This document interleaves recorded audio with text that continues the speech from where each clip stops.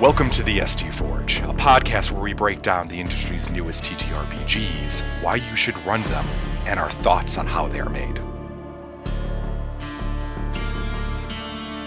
And welcome back to the Storytellers Forge podcast. It's me, Pat Edwards, again, and I am very excited to introduce my guest. I'm not going to waste any time. We're going to jump right into it. We have the one, the only, Jesse Jerdak. Hi, Jesse. Hey, buddy. How are you, Pat? I am really, really good.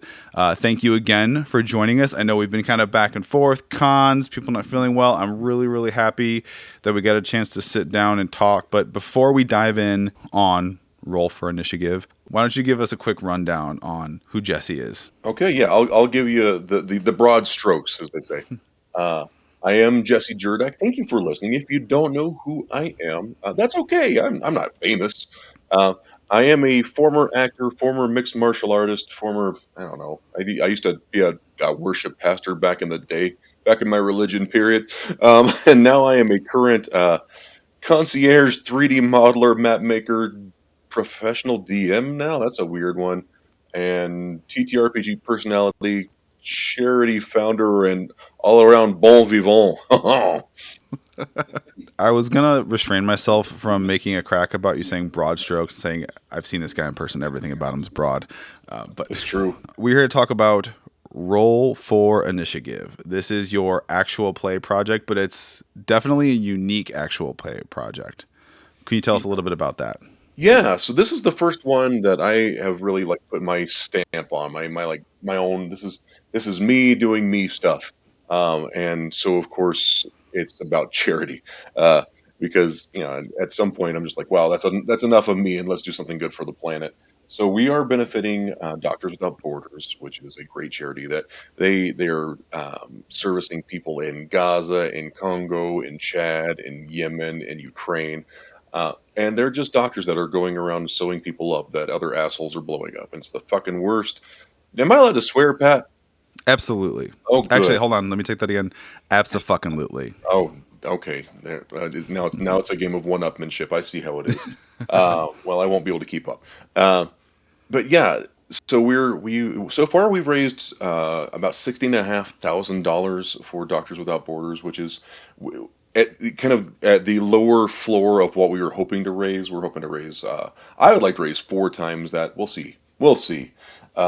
But yeah, it's a TTRPG experience. I'm the DM. I do a lot of voices, and what's nice is I don't think a lot of people have had a chance to see me DM before. They've seen me in appearances on other people's projects. This is the first time where I wrote the story. I am the DM. I made 80% of the props. I actually got a chance to work with Michael Corey of Props to History. Michael Corey is a Hollywood style prop master, and he worked on Mystery Science Theater 3000, a few other really really freaking cool shows. He was like the puppet master for Mystery Science Theater 3000 for a little bit, which if you're my kind of nerd, that's one of the coolest things Yes. you could ever be. You're right. Yes. So Michael actually built one of our maps. I helped him a little bit. I sent him. I drew it in 3D. I sent him a 3D rendering of what I wanted the map to look like, and a couple weeks later, he had brought it to life, which is very cool. Oh, you're speaking my language, because I love minis, and you post gorgeous minis all the time on your feeds. But also, Mystery Science Theater was literally sort of my entree as a kid. My dad and uncles would watch it and just crack up, and I wouldn't get it. I'd be really but it was kind of, I'm such a fucking nerd. I would study it, or study what's making them laugh, and it was kind of my intro into riffing and improving. And I know it's written, but it's presented as if it's being riffed off the top of their heads and improved. But so yes, that's incredible. Love all of that. Not surprising personally to me. Very on brand that if you're doing something and you're going to make this huge project with a lot of moving parts, it is at the end of the day going to be benefiting a noble cause, a selfless cause. I mean, we literally got connected. I don't want to dive into too much negativity, but we got connected while I was going through a not fun scenario, and you didn't know me. We didn't really, but you just said, hey, this person seems all right from what you can tell on the internet, and some shitty things happened. I don't like that. And you went out of your way to be very vocal and help amplify mine and other voices that needed amplification. So it's not surprising to me in the slightest that you're putting this much time and energy into something that's truly selfless. And you've raised quite a bit of money so far. I was checking out the page, something $7,000-8,000, something in that range you've already raised so far for Doctors Without So Borders. that's just on the YouTube link. But we also have a Tiltify because some people just didn't want to go through YouTube. They just had concerns. So it's like just shy of $10,000 on the YouTube link awesome. now. The Tiltify is just shy of 7. So we're just under the bleeding edge of 17 grand, which is pretty cool. And yeah, it's been great. I wanted it's two things to me because it's clearly a very personal project to me, and I talk about it like it's my baby, but it's also way bigger than me now because we're helping a lot of people and we're working with other creators, and I got to work with one of my favorite YouTube creators. His name is Forrest Valkai. He's my business partner in this endeavor, and I just tweeted at him randomly one day. I'm like, "Hey, you mentioned D&D on your podcast. Let's play D&D, nerd." And he had no reason to respond to me other than I had played some games with, I think, our mutual friend Cadiosaurus. And he's like, "Oh, you hang out with cool people. All right, we can do it, but we got to do it for charity." I'm like, "Baby, I'm in." And so now Forrest is like literally one of my best friends. Great freaking guy. Super ethical, super smart. Sorry, I keep talking, Pat. No, this is for you to talk, but it's I remember doing a double take when I saw the cast and I started watching the first episode, especially when Forrest popped up and he said, "Oh, we're good friends and business partners." Because my reaction was, "Hey, I know that guy. He's always slinging science all across my FYP on TikTok all the time." So I didn't even know you two knew each other. So that's very cool, very rad. While we're on that subject. Let's go ahead and do a rundown of the cast. So you're the GM, you're the game master, you're running the story. Forever DM here myself. We wear many hats, too many to count. So you've got Forrest, as we talked about. Again, you have Forrest. If you are into science, check Forrest out on YouTube, TikTok. Of course, we have Ginny D, who, if you're involved or around in the TTRPG space, you've likely seen some kind of poster content from Ginny over the years. Anything you want to add as far as Ginny D and yeah, I'll talk about my friends all day. I think I'm gonna start with Forrest. Forrest is, I think, in my opinion, if there's any justice in the world, Forrest is going to be the spiritual successor to Bill Nye the Science Guy, and I honestly hope he reaches a cultural saturation point. I've been hanging around Forrest for like almost 2 years now, and I got to tell you, he is as kind and as ethical a person as I have ever met. I think he would absolutely crush a funded, produced, Bill Nye style, Mr. Wizard science informative show. Yes, absolutely. So yeah, I just like to gas him up because I love him a lot. He's a great freaking guy. Jenny D, I am lucky enough to have become very good friends with before most people knew who she was, at least in the TTRPG space, because we were just local cosplayers together. And we just had like a mutual admiration and affection as friends, as cosplayers. So that's I guess I didn't mention that I used to be huge into cosplay. I still consider myself a cosplayer, but it's been about 4 years since I've made a big project. It's something I can't even fathom as someone who's never really. The closest thing, and I feel like this shouldn't even count, I did memorize a whole bit, was one time I dressed up as one of the hockey players from Letterkenny for a con, and I memorized the whole thing they do about the different kinds of boats they're going to win because they're going to win a ship. Yeah. I feel like that's going to be relevant to like 5% of our audience, but people love the Letterkenny. I love Letterkenny.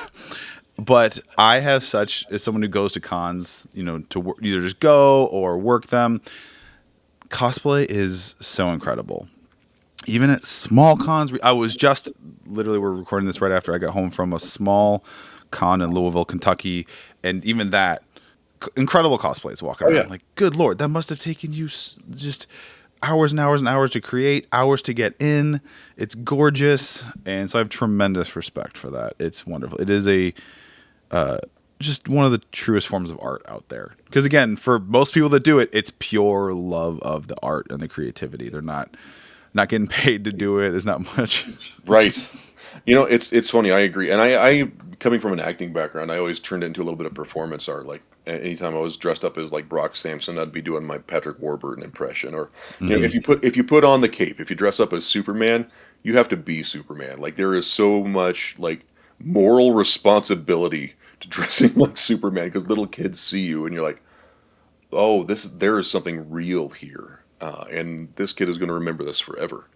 So you have to be Superman for just a moment, and we actually build a Superman cosplay to do like Special Olympics events and children's hospital events, and so we would go and like be Superman and Wonder Woman, my wife Laura and I, at like children's hospitals and Awesome. Special Olympics events, and initially we were just like, oh, we're gonna be something fun to look at, and then the kids you see it in their eyes, they just met Superman. You're like, oh man, there's a huge responsibility here. Yeah, Sorry, we're absolutely. supposed to be talking about the cat, No, and I'm just hold like, on here's though. a I bit. have to ask though. Yeah, yeah. We're going off a quick tangent. How is your Patrick Warburton? Oh, it's good. So I have lots of Patrick Warburtons because Patrick Warburton does a lot of different cadences. If I don't Yeah. think about it, I could just drop into a like a normal like conversational Patrick Warburton. He does a Yeah. lot of he kind of has like a growly thing he does when he's thinking about stuff. But then it can. But if I watch Kronk, I can drop right into Kronk. If I I was watch, gonna say, I often will go default to a bit of a cronk Doc, when yeah, I'm talking and trying to do it. Yeah, so we just do the rest of the you gotta get show that like Patrick Warburton shape of the impressions. mouth. It's important. It's all up Yeah, in here. it's just kind of you got to go up, and it's just got to kind of go up, and then you throw it in some whispers at the end there. Brock Sampson, very different than his other voices. So I actually, when I'm doing Brock, I have to like download like a little YouTube video Hmm. of some Brock Sampson voices because it's like a more conversational Patrick Warburton, but it's also like he's doing an impression of his big brother or something. It's very strange. Uh, but yeah, that's anyway. I turned cosplay into performance art, which was a great segue for DMing for me because I Yeah, do the frickin' voices, man. I that's one of the things I wish more people just selfishly could know about me as a DM is that the sheer volume of voices and accents I drop into games casually, and you'll see that in Roll for Initiative. There's, I think, episode 6. I do like 9 accents. It's wild, and I hope people watch it because it's, if nothing else, it's a good acting reel for me. My God. yeah. So, and touching on that briefly, as someone who loves to do voices for characters, I feel like I still have a lot of ways to go, getting better and honing. One thing that's been really helpful to me is like when I create an NPC, is I don't know if you do something similar. Is do you how generic you are with your thinking of their voice, or for me, because sometimes people are like, oh, it's going to be a Scottish accent, or oh, it's going to be a French accent. I've been trying really hard to get away from that and using that, but also using characters that exist as like touchstones, not Yeah. being perfect impressions of them, but being like this NPC basically do Pat's shitty version of this character Hmm. for this person with your own maybe slight spin on it or something. And I think that also is just really helpful for, instead of thinking like, oh, how would a French person say this word? It's like, no, how would this character say this word? I feel like that's a lot easier to fall into.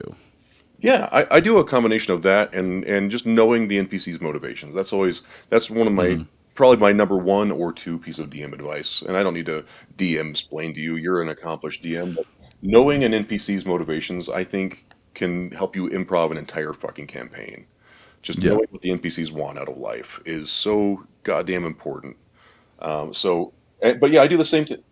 It's a mixed bag with me. Occasionally, like if it's a kind of a throwaway character or a joke character, I'll be like, I had a throwaway NPC that became one of my tea party's favorites. And I'm just like, like, is there any It's topic? always it's always Good. going to be though. It's going to be there'll be an NPC where you have a whole backstory and you've kind of honed a voice, and then they'll do something unpredictable because again, there's nothing more chaotic than a TTRPG party. Yeah, Uh, they'll do something and you'll have to improv an NPC and improv a voice for them, and for some reason that's going to be the one that sticks and that they becomes very relevant to the story and that they want to talk to all the time. It's like, oh, this one that I made up literally on the spot, great, awesome. Now I'm oh yeah, stuck doing that voice. And they'll check in on But them. They got sending, so yeah, they'll like just they'll check in on Alvaro/Ralvaro, the taco vendor, all the time, and they'll send them hmm messages from other continents, and they'll check on what's on the menu today. He's like, I don't know, guy. It's not like it's not made out of dogs or nothing. I'll tell you that right now. And he's Guido Sarducci. It's the yeah. character is just Well, Guido that's Sarducci. again, characters are great touchstones, and we're gonna pull back to the cast in a second. But for me, Yeah, right now, sorry. currently in my campaign I'm running, it's pirate themed, Nice. and there's a captain of another pirate ship who my crew is friends with, and the captain is it's NoHo Hank from Barry. So Fuck as yes. a pirate captain, yeah, he's wonderful. I love Swanky that. Dave is his name. He's great. God damn, you have exquisite taste. I did a NoHo Hank based character for Cobalt Press a little while back because they hmm just had this weird elf that they wanted me to play, and I'm like, I don't like this guy, and he was just like this blonde guy with long blonde pigtails and bright blue eyes. He's the complete opposite of what I ever would have picked. And I'm like, he's got like a Eurotrash vibe, and so yeah, NoHo Hank immediately perfect. Yes, it's so fun. Uh, Circling back on your cast, we've got a few more. We've got Charlotte Moore Lambert. Yeah, Charlotte Kavatica. So she was one that was brought in by Forrest. She's more in the TikTok sphere of D&D, and hmm she's actually huge in that sphere. I'm more of a Twitter. There are two distinct spheres, and we don't cross paths that often. But Charlotte is. She's also a science educator. Um, she would tell you she's not a scientist because she doesn't have like scientific accreditation, but she is a hmm brilliant scientist um, and a very ethical and very socially motivated person. If you have the TikToks, I'd advise taking a look at Kvatica. She's more again more just general science and quippy stuff. Delightful lady, very good actress. She was a hidden gem. I just kind of took Forrest's word for her. He's like she's great. She's got a dedicated following, and her commitment to her fucking character was adamantine and perfect, and I gained a lot of respect for her as a performer. So yeah, Charlotte, and she's beautiful. If you're listening to this, Charlotte, you're a beautiful lady. There you go, putting that out there. Awesome. Yeah, and she has hit her my video TikTok feed as well. I'm deep in the science. My Oh, algorithm is all TTRPG stuff, science stuff, and then like protein snacks, like all the different crap they're hawking bro, everywhere. I think It's our FYP is probably identical and yeah, interchangeable. Do you watch the Renaissance periodization? yes, Yeah, yeah, we're yeah. just the same guy. You're It's the same. It's just yeah, you're just a just trade different phones. flavor. Like yeah, it's the same. Corporate wants you to find the difference between these two algorithms. It's the same They're algorithm, the same. They're but the same. That's very funny to me because but usually like I'll get muscle guys and TTRPGs or muscle guys and science or yeah. muscle guys and dietary stuff. You are a we are the same Venn diagram, and I don't know what that's all about. Uh, Again, you just have good taste. It's okay. It's It's okay. true. And we have a mutual friend of ours. We have got KP.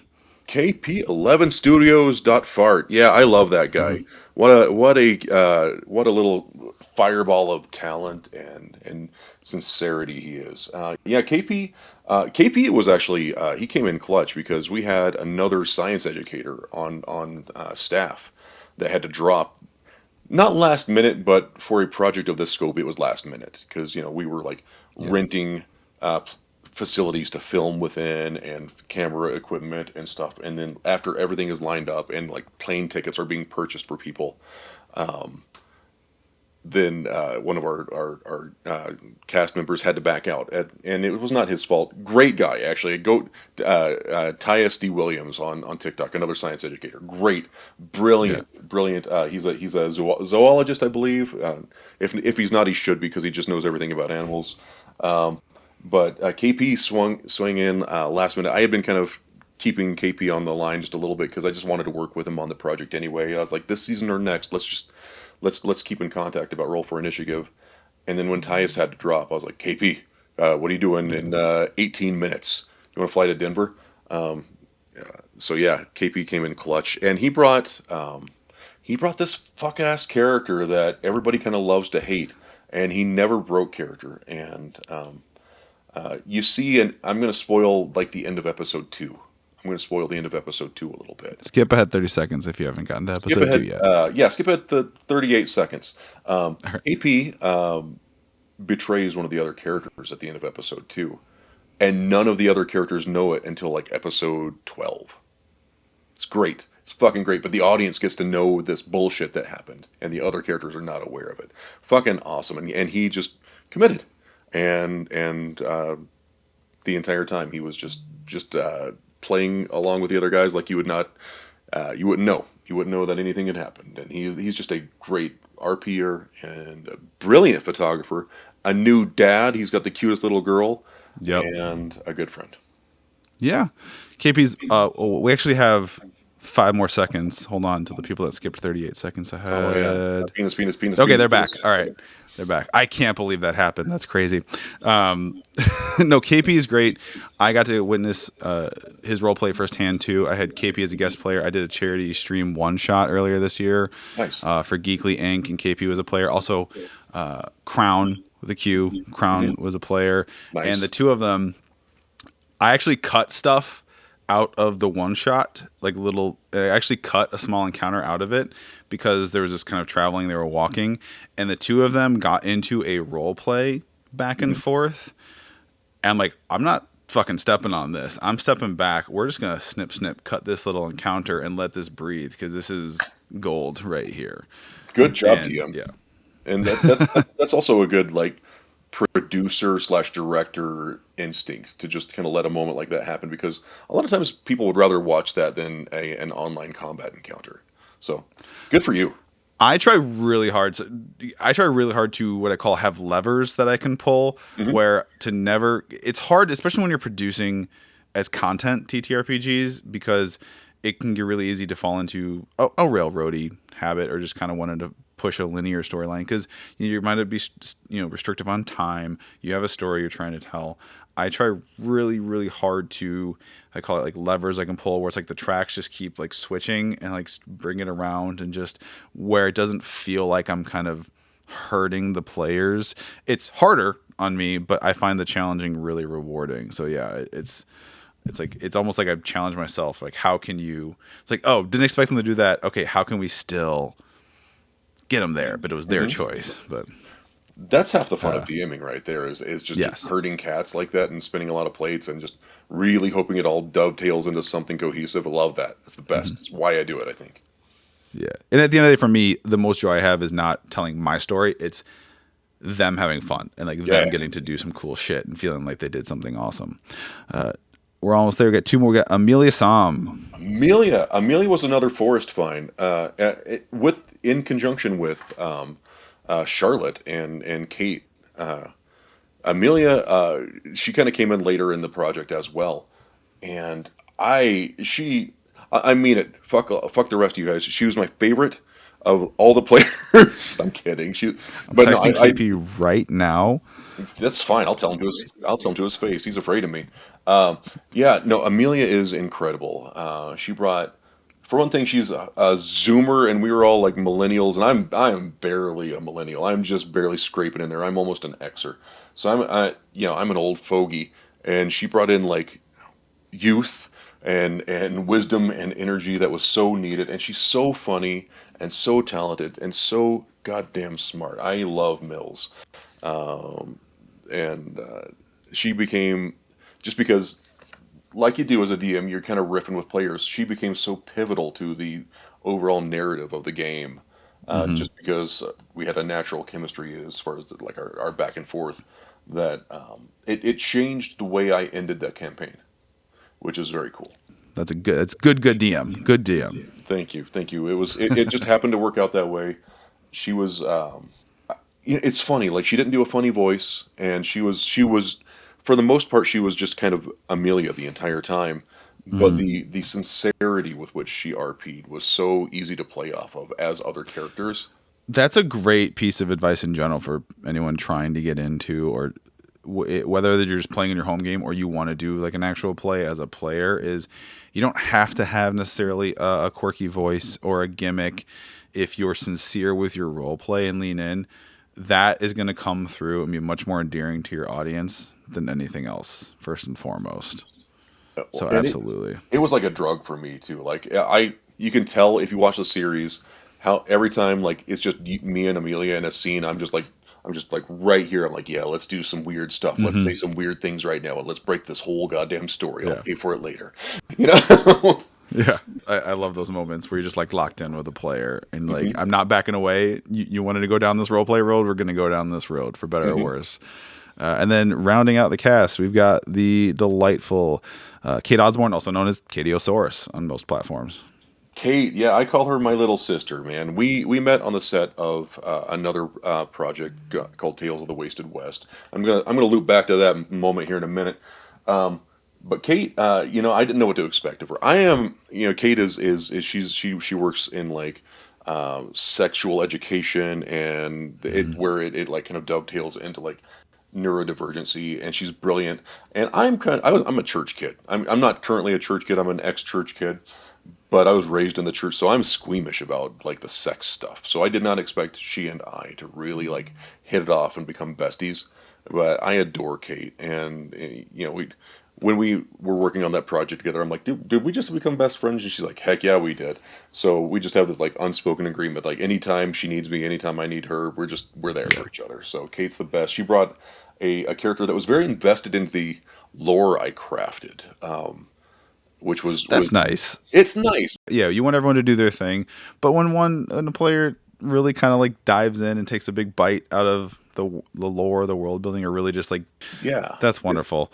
Also, yes, I am yes, recovering Irish Catholic over here too, not non-practicing.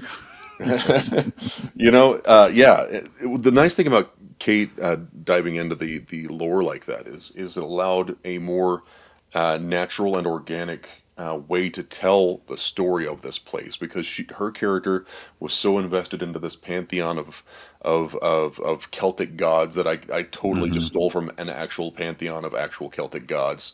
But I give him a little bit of an RP spin, right? And her character's, she's just like, yeah, my character's all about this shit. Let's Yeah. go. And because of that, because of her investment, I was able to really flesh out this story without making it seem like I was just cramming it in there, just ham-fisted. I'm just like, yeah, let's.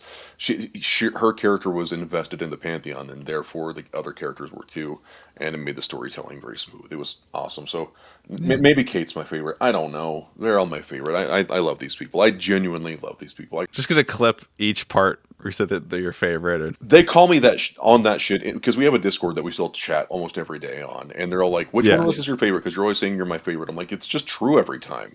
So that's our great cast. Give us kind of a brief overview of sort of the setting and the tone of Sure. this type of actual play. Just kind of what's the vibe where people can expect. Yeah, no, that's a great question, and I actually like to talk about that a lot because it came from a place of the heart.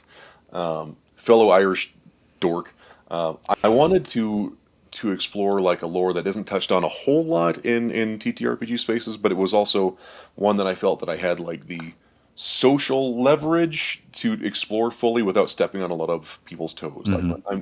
my family is very Irish, so I felt like if I set this in an Ireland analog, um, I can tell a story from the at least the perspective of an Irish American. I'm not from Ireland. I'm second generation. But at least I'm not going to be like one of the things I hate is like when people try and tell a story of a place that they have no actual tie to, and it's just Hmm. like a weird, gross interpretation of that place. That bums me out. So I tried to tell something that was very personal. And I actually have a friend that currently lives in Ireland. He actually runs a channel of Irish TTRPG players called the Emerald Collective. Really great fucking guy. His name is Dave. He's in my phone as Irish Dave. And I actually used him as a consultant on this. And I was like, look, I don't know what I want to call this little town. And I asked him what his street name was, and it was something like 38th Street. I'm like, well, fuck, not that. But I'm like, all right, what's like a really Irish sounding thing that's very personal to you? And Dave is he's helping out his wife who's had some like health issues over the past few years, and so he's kind of her primary caretaker. And they have a little dog named Fizzgig, and it's just the three of them looking out for each other. And he calls them the trio, but he says it in Irish Gaelic, so it's an triúr. And so the town that we set our setting is on Trior, and That's lovely. Also, Fizzgig, great dog name. Great dog name. He's like a Great little dog fuzzy name. thing. So yeah, Yeah. this goes out to Dave. Dave's a good fucking guy over in Ireland, and so he was my consultant for because I'm an Irish American. It's not the same thing as being Irish. Right. Um, so the setting is I called it fairy punk, which I'm not sure if I made that up, but I'm pretty sure it doesn't mean what other people would call it. I wanted it to have like this is a world where people are aware of Fey intervention, but they've just kind of gone along without it. I set it in the not too distant past, maybe like 1500s, maybe like just pre-Victorian era. Hmm. So there's like the advent of like paved roads and factories and trains and things like that, but I also dig it. light magic. So I told the players like, you guys can do as much magic as you want. You're not going to see a lot of other people doing it because the world has just gone away from it. Fey magic is unpredictable and oftentimes dangerous, and so this world they are starting to lean more into technology. But it's still full of like the classic like ancestries you would expect out of a TTRPG campaign, like dwarves and elves and small folk and things like that. But yeah, that's the setting. It's a little. I wanted it to be darker than it. Maybe I wanted it to be exactly as dark as it turned out. It was. I was not shooting for a super light-hearted atmosphere, and I think I hit right in the middle of where I was going. Where like there's some very funny, light-hearted moments, but for the most part, the players have a sense of urgency and a sense of foreboding as to what's happening. Yeah. And they for several sessions they don't know. I love that for the first four sessions they don't know what's happening, and they're just aware that something's bad, and they're aware of bad people, and they're like, who do these people? Which of these people do we move against first? And as a DM, here's Yeah. the dirty poker here is that it didn't matter which one they went after first. It was going to tell the same story. Yes. It was just how that was going to unravel. You can't tell our secrets. I'm gonna. The MacGuffin is doesn't if they're stuck if they're in a castle or a room and there's a bunch of rooms they could go into. It doesn't matter which rooms they go into. It's going to be in the third room. You can't tell them Yeah, that. You can't. that's I did a video with Jenny a few years back, and I gave this advice specifically for one shots because one shots you're on a time crunch. You got to get it done. Yeah. Yeah. And I always say, whatever they're looking for, it is exactly where they are looking for it because you've got to get them out of there by 6 o'clock. So it's like Yeah. the second place they look. So there's a sense of like, unless they're just rolling zeros, in which case I'm like, Yeah. let's look somewhere else, dude. I tried specifically with this setting to not have any good guys, but not to have any like Hmm. uh, a lot of bad guys are poorly written. A lot of bad guys like to be a bad guy rather than like having a goal that may not be compatible with yours. I tried to make the bad guys relatable in their aims. Even if you don't agree with Yeah. them, you at least see where they're fucking coming from. And I Hmm. think I pulled that off because at the very end of the game, I wasn't sure if they were going to fight the big bad or not. And Okay. that's what I was going for, and I think I hit it a little too hard. I was like, are they going to join with the bad guy, and we're just going to end weirdly because I built a huge goddamn map. Oh, we should talk about that next. Um, uh, I built maps for this shit, Pat. Man, I built some maps for this fucking thing. The first one we saw is it's I basically rendered out a third of a small Irish village in the 1500s. It's got a big church. It's got a river. It's got cattle. Have you seen? If you haven't seen it, it's okay. It's in episode 2, and it's got like I think I put like 10 different buildings on there. A graveyard. I Oh, just I know went, what you're talking about. yeah. Yes. Yeah. It's gorgeous. Thank you. I was really proud of it. It's got a windmill that I put a little electric Hmm. motor in, so the windmill's just slowly lilting around the Oh entire my time. god. There was going to here's a bummer. The day before we filmed, I had to make a decision to kill one of my babies. The river in that little Irish village, it had flowing water in it the day before, but I couldn't get it to stop leaking on the table. So the night before we filmed, I filled it up with resin and made it just look like a. It looks like a river, but it was going to have a water because it had a waterfall that led into the river. Yeah. And so I had like an aquarium pump that was circulating water through the map. You're just gonna have to do another campaign that has just for an excuse to get the river. so it's actual water next time. I'm gonna. You think I'm not? Like I had that idea. Actually, I think my daughter gave me that idea. My daughter was my little partner in crime on this. Yeah. She's great. My daughter Lexi is she is my consultant in all things. She's great at taking my chaotic energy and focusing it on something productive. And so I go to her anytime I'm stumped, and it's a great partnership. Um, Awesome. yeah, So this obviously incredible cast, obviously incredible DM, setting a tone. I love the fairy punk. Sounds like I shout out my friend Carrie Callahan. She has a book series, the Terra Mirum Chronicles. They're I would say kind of fairy punk is a great descriptor for nice. them. That style, kind of where it's like, yeah, there's trains and there's like sort of steam powered things and clockwork stuff, but there's also some magic and there's a lot of fey elements involved. Yeah, Yeah, that's love it. exactly it. So fun. I'll have to read that. You'll have to send me the name of that series because I want to I check that out. absolutely will. And she's also a great actor too and Oh, cool. improviser. So the show in of itself sounds great. And we talked up top about it's here to benefit a good cause, and you raised a good amount of money for Doctors Without Borders. But how does it raise? Tell people Yeah, how they can help. that's great. Thank you. Yeah. So you asked a question. I'm going to answer it different because Okay. I don't want to forget something because I have thus far. We had to switch sponsors kind of really late in the game. We had Okay. one lined up, and just due to some conflicts that were happening in the world at the time, I elected not to burden one of our sponsors with providing expenses for us, and so Cobalt Press stepped up and made it so we could feed people and put them Hmm. in a bed and fly them out. And without that, this project would have left me much more financially bereft because I wasn't about to make people fly in from all over the country on their own dime, just for this. Especially, if we didn't end up making that much money for the project, I wouldn't want them to have to do that out of their own pockets for virtually nothing. Thankfully, we've raised back more than we ever had donated and put into the project ourselves at this point. Hmm. But I just wanted huge thanks to Cold Press. They have been miraculous, and I hope that people will purchase Tales of the Valiant because that's what we're playing. That's their new like OSD based game system. And I haven't done a good enough job hyping them up, but I'm very grateful to them. They've been great. To answer your question, how can people help us? So there is a link at the bottom of each video that you can. It not only does it have a link to the charity, we don't take any of it. It goes directly to Doctors Without Borders. We're not recouping expenses. Forrest and I have both invested heavily into this out of our own pockets. That money's just gone. It's not. It's not. We're not taking a piece of this. So if you give money to this charity, it goes directly to Doctors Without Borders. There's also a link in the description of the YouTube videos to a Tiltify. If donating through YouTube isn't your vibe, you can go through the Tiltify. And if you look at both of those figures, you can see the exact total of everything we've raised so far.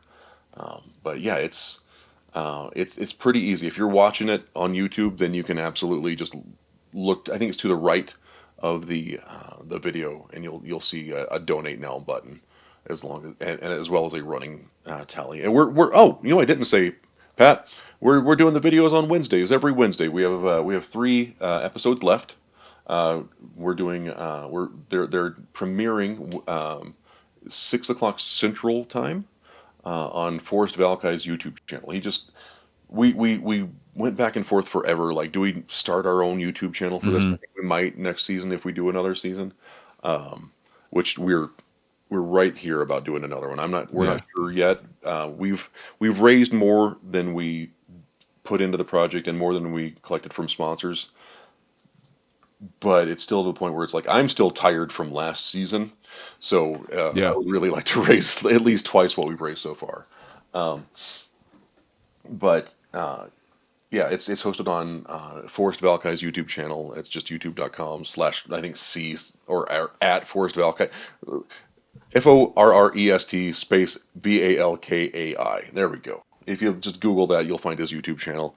and it's most of the videos he's put out lately. I think we're Well, about to release and we'll seven. make sure we put there'll be a link in the show Oh, notes if oh you're yeah, listening. thank you. That's smart. I Yeah, don't know yeah, when. of course. And this is something so people can go, they can watch. There's links where they can donate, and if times are tight, if you can't donate, that's fine. If you just spread the word or do watch, Yeah, interact, do some likes, comments, get engagement, likes and shares are so share. helpful. Yeah, absolutely. Sharing is one of the most valuable things you can do for a creator, and that's something I personally I'm all for too, because healthcare is a huge thing for me. It's a huge lack thereof. Healthcare in our country and around the world is a huge pet peeve of mine. Yeah. The resources are there for every human being to have it, and it's someone who's had health stuff and it's gone great because I did have access to get healthcare, and to think that some people never get that at all or lose everything financially or physically because of lack of healthcare really just rubs me the wrong way. So Yeah. I'm all for this. Check that out. Like I said, if nothing else, click the link, drop a like, drop a comment, drop a repost or a share. And if you can support, there are some rewards. I think what did I do?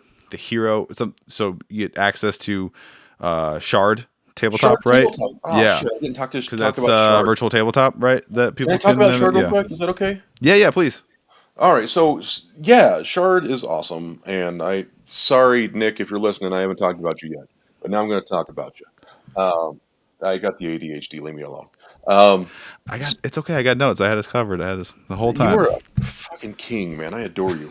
So, we very last minute decided we were doing Tales of the Valiant because Cobalt Press jumped in and started sponsoring. And I'm like, Hmm. cool. Well, then we're gonna hype your product. We have three, four neurodivergent people on cast, and paper character sheets were not going to be great for us. And so I had worked with Nick and the good guys at Shard Tabletop for Tales of the Wasted West. Remind me to come back to that. Okay. Uh, and it was I Shard is really dynamic and customizable. And I was like, you know what? If I can get Nick or somebody else at Shard, mercifully it was Nick. I don't know the other guys at Shard. I'm sure they're great. That didn't come out right. Edit that out, Pat, or I'll kick your ass. Or don't. Whatever. I don't give a shit. I don't give a fuck. You know You know my who's heart. probably gonna edit this is Ian Muller. Oh, So you just cool. told Ian Muller you're gonna kick his ass, No, I'm not and going to Ian's do too that. sweet for that. He is. I love you, I Ian. probably deserve it, but Ian, No, no. you don't. But I hit up Nick from Shard Tabletop, and I'm like, hey, I need help, and we will call you a full sponsor of the show if you will help me build these character sheets for my players because we're using Tales of the Valiant. Can't use any other online services because you're the only ones that can do it right now. Hmm. And Nick jumped in with both feet, and he's like, "Let's fucking go!" And so he helped my players build character sheets from within the confines of Tales of the Valiant. And because of that, they were able to not only use the vernacular of Tales of the Valiant effectively, but they were able to take full advantage of the things like the luck points that they have, and keep track of like the rings of spells. They use spell rings instead of spell levels. And Cobalt Press has a plethora of fuck ass spells, man. They've got the wildest spells out there. They are designed to make DMs cry, and I will say that in front of Alexander T. Stangram, who is a treasured friend of mine. Those are some fuck ass spells. Here's the thing, though. Yeah.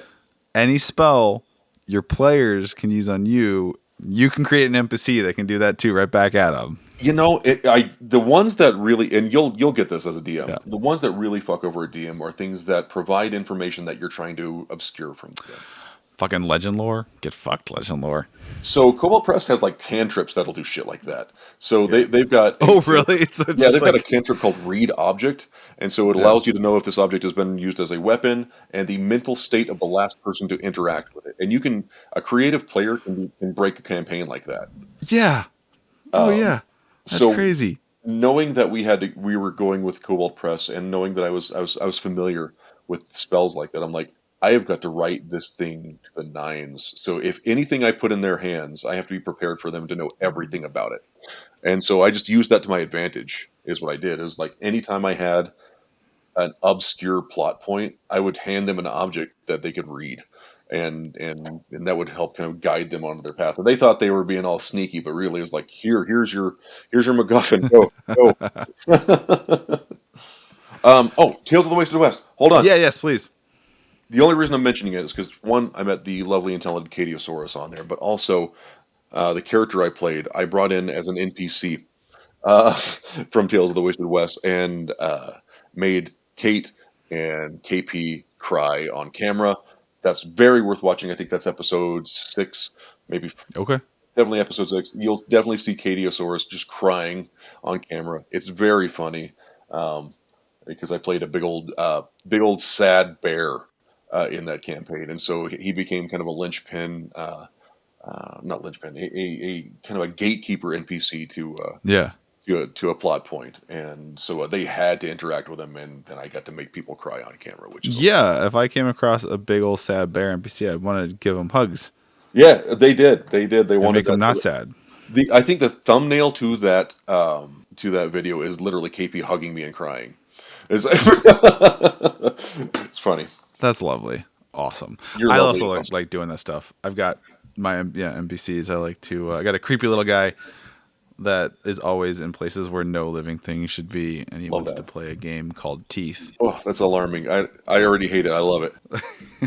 That's my guy Jasper. Jasper, it's funny. Love a creepy little guy. So this has been an absolute delight. And to recap, Jesse Jerdak, incredible. Roll for Initiative. Search Roll for Initiative or Forrest Valquez YouTube page to see it, watch it. Again, if you can donate, please donate. If not, like, comment, share. I know that phrase gets beat to death with those of us shoving content out of the world on various platforms, but it truly is so helpful. You have no idea. Just those clicks of those buttons. It's so helpful for just getting the word out, getting more eyeballs on this. And again, what could be a more noble cause than just trying to provide the most basic human thing, healthcare, caring for these fucking meat mechs we're stuck inside of for the time being. But True. Yeah, Jesse, do you have anything else you want to make sure we touch on, call out? I'm sweating. You see that? Look at that. You know, I'll say just as like a this is just me being kind of up my own ass a little bit. Um, if you like props and 3D maps and like big interactive experiences, there's never been a show like Roll for Initiative. I put all of my previous like makering and cosplaying and 3D modeling and all of those skills that I've accumulated over for years to great effect. And if nothing else, at least 4 times in this series, you will see a visual spectacle of increasing intensity, the likes of which you have not seen in this space prior. And I'll stake my name on it. The last episode, you are not prepared. heck yes. I love that so much. When you have the opportunity to do an actual play and you're all in the same space, too often I feel like that's not taken full advantage of. Mm-hmm. Like, that's a gift if you can do that. There's things you can do you can't do in other settings, and love that. And also, I'm a sucker for minis. Love a good mini. Yeah, buddy. They're the Have best. you seen the tree? Yes, I think I've seen images. Yeah, it's not in this campaign. I don't think. I just am obsessed with your. I love pirate shit. That pirate ship you built that I seen you running in some campaign you have. I'm like, Oh yeah, oh my god, that's just my home I want campaign. it. That's just Sunday That's bullshit. crazy. Just for a home game. That's so That's so good. Just for Thank funsies you. for home game. That's awesome. Jesse, it's been an absolute pleasure. Again, Jesse Jerdak, Roll for Initiative. Check out Forrest Valquez YouTube channel to watch those episodes and links to, or also assume all. Are you at Jesse Jerdak everywhere? I'm at or Jesse Jerdak on everything. Blue Sky. Yeah. I like Threads lately. The engagement's good on Threads. And Mhm. and fuck Elon Musk. He's probably one of the worst people in the world right now. I'm still on X for a little bit at Jesse Jerdak. I'm censored right now for being vocal about people dying. I guess Elon Musk doesn't want you to talk about that because he's a piece of shit. So that's a good outro for me, is just how much I hate Elon Musk. But yeah, I'm at Jesse Jerdak on everything. Also check out the YouTube channel. I just put out a video about recycling your Amazon boxes into TTRPG terrain if you want to watch that. And I'll be doing a lot more on YouTube over the next couple months. Heck yes. All right. Well, this has been the Storytellers Forge podcast. My name is Pat, and please go forth, build worlds, tell stories, slay monsters. Fuck yeah. Thanks, Pat. Thank you, Jesse.